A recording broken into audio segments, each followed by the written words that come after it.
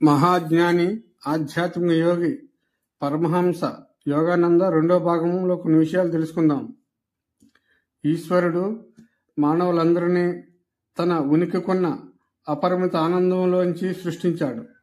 మానవులు బాధాకరంగా శరీరం కలిగించే అడ్డంకుల్ని ఎదుర్కొంటున్నప్పటికీ భగవంతుడు తన రూపంలో తయారైన మానవులు చివరికి ఇంద్రియావబాధలన్నింటినీ అతీతంగా నిలబడి తనలో ఐక్యం కావాలని ఆశిస్తాడు. చిత్తశుద్ధి గల భక్తుడికి దివ్యానుభూతి సహజంగానే తప్పనిసరిగా వస్తుంది. అతని గాఢమైన ప్రార్థన ఆపడానికి వీలైనంత శక్తితో దేవుణ్ణి ఆకర్షించడం మొదలు పెడుతుంది. ఆ ఆకర్షణ తీవ్రత వల్ల ఈశ్వరుడు అన్వేషకుడి చైతన్య పరిధిలోకి విశ్వ దర్శనంగా ఆకృష్టుడవుతాడు.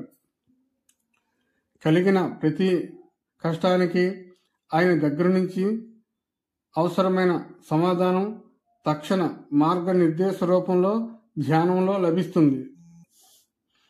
దైవ సంకల్పంతో ఐక్యానుసంధానం చేయడం ఎలాగో తెలుసుకునే వరకు మానవ జీవితం దుఃఖభూయిష్టంగానే ఉంటుంది. అహంకారం మనిషిని బానిసని చేసుకోవడానికి అత్యంత పాశవిక పద్ధతులలో కుట్ర పన్నుతున్నప్పటికీ అతడు ప్రధానంగా సర్వవ్యాపకమైన ఆత్మే కానీ ఎక్కడో ఒక చోటికి కట్టుబడ్డ శరీరం మాత్రం కాదు. సంపూర్ణ విశ్వాసంతో తనని ఆశ్రయించిన వాళ్ళందరి ప్రార్థనలో ఆలకిస్తాడు. సర్వాంతర్యామి అయిన తమ తండ్రికి గల ప్రేమతో కూడిన దయ మీద ఆయన బిడ్డలకు అచంచల విశ్వాసం ఉండాలి. దేవుడంటే సామరస్యం. దేవుడితో ఐక్యానుసంధానం పొందిన భక్తుడు ఏ పని తప్పుగా చెయ్యడు. అతని కార్యకలాపాలు జ్యోతిష నియమానుసారంగా సరిగా సహజంగా జరగవలసిన సమయంలోనే జరుగుతాయి. గాఢంగా ప్రార్థన ధ్యానం చేసిన తరువాత అతనికి దివ్య చైతన్యంతో సంపర్కం ఏర్పడుతుంది. అంతరికమైన ఆకర్షణ శక్తిని మించిన గొప్ప శక్తి మరొకటి ఏదీ లేదు.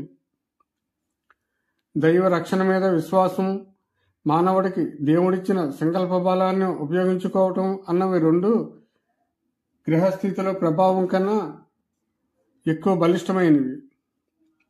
అత్యంత దృఢమైన మనస్సు మాత్రం శరీర బాధలన్నింటినీ అధిగమించి ఆత్మ సాక్షాత్కారం సిద్ధింపజేసుకోగలదు.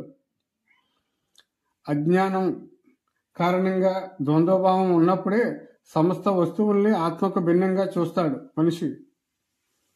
ప్రతిదీ ఆత్మగానే అవగతమైనప్పుడు ఒక్క అణువును కూడా ఆత్మకు భిన్నంగా దర్శించడం జరగదు. సత్యాన్ని గురించిన జ్ఞానం ఉదయించినప్పుడు శరీరానికున్న మిథ్యత్వం వల్ల అనుభవించవలసిన పూర్వకర్మ ఫలాలు నశించిపోతాయి. అనుభవం ద్వారా కలిగిన జ్ఞానం ఒక్కటే అజ్ఞానాన్ని నాశనం చేస్తుంది. ఆత్మవిచారం వల్ల తప్ప మరే సాధనం ద్వారానూ జ్ఞానం ఉదయించదు. నేనెవరిని, ఈ జగత్తు ఎలా పుట్టింది, దీనికి కర్త ఎవరు, దీనికి భౌతిక హేతువేమిటి అంటూ ఈ మాదిరిగా విచారణ సాగాలి. ఎప్పుడైనా ఎవరైనా భక్తితో మహాయోగి మహావతార బాబాజీ పేరు పలికినట్లయితే ఆ భక్తుడికి తక్షణమే ఆధ్యాత్మిక అనుగ్రహం లభిస్తుందని లాహిర్ మహాశైలు పేర్కొన్నారు. మానవుడి ఆత్మ 1, 2, 3 శరీరం అనే సీసాల్లో బంధింపబడి ఉండి అజ్ఞానము కోరికలనే బిరడాలతో గట్టిగా బిగించి ఉన్నతకాలము అతడు పరమాత్మ సాగరంలో విలీనం కాలేడు. చావు అనే సుత్తి దెబ్బతో స్థూల భౌతిక కాయం బద్దలైపోయినప్పుడు సూక్ష్మ కారణ శరీరాలనే తక్కిన తొడుగులు రెండు సర్వవ్యాప్త ప్రాణమైన పరమాత్మలో సచేతనంగా లీనం కావటానికి వీలు లేకుండా ఆత్మను నిరోధించటానికి ఇంకా మిగిలి ఉంటాయి. జ్ఞానం ద్వారా నిష్కామం అలవడినప్పుడు దాని శక్తి తక్కిన కోశాలని రెంటిని చిన్నాభిన్నం చేస్తుంది.